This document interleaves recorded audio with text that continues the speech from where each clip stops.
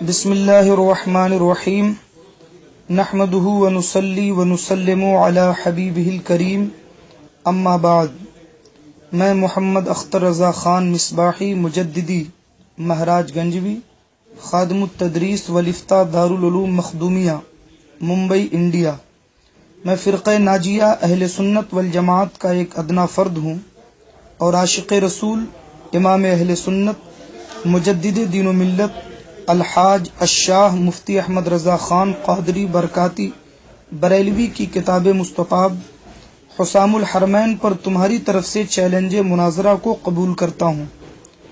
ایک بدمست شرابی کی طرح چیلنج مناظرہ میں تم نے جو کچھ بکواسیں کی ہیں اس کے جواب میں صرف اتنا کہنا چاہتا ہوں کہ جس طرح شرابی کو ساری دنیا شرابی نظر آتی ہے، اسی طرح تجھ جیسے حرامی کو بھی ساری دنیا حرامی نظر آ رہی ہے۔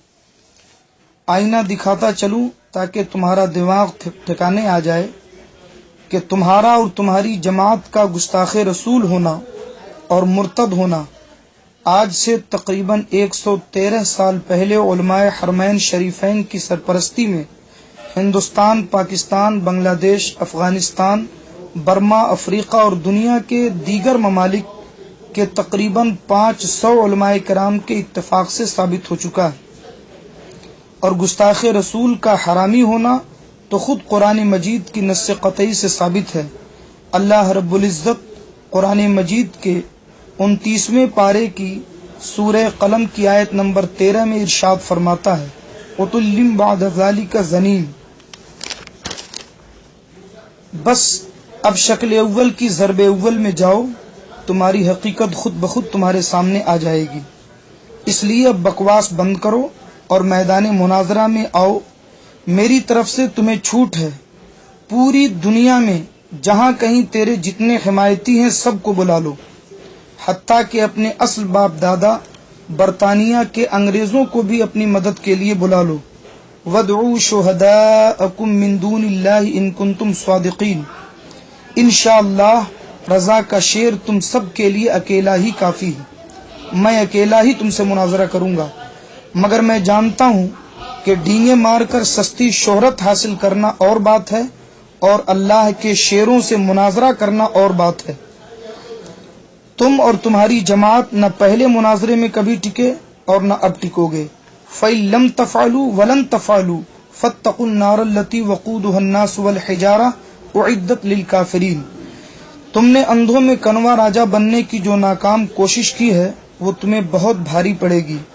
ہم مناظرہ سے تمہارے فرار کی ساری راہیں بند کیے دیتے ہیں۔ میں جانتا ہوں اور یقین سے جانتا ہوں کہ تم کوئی نہ کوئی بہانہ بنا کر انڈیا آنے سے ضرور انکار کر دو گے۔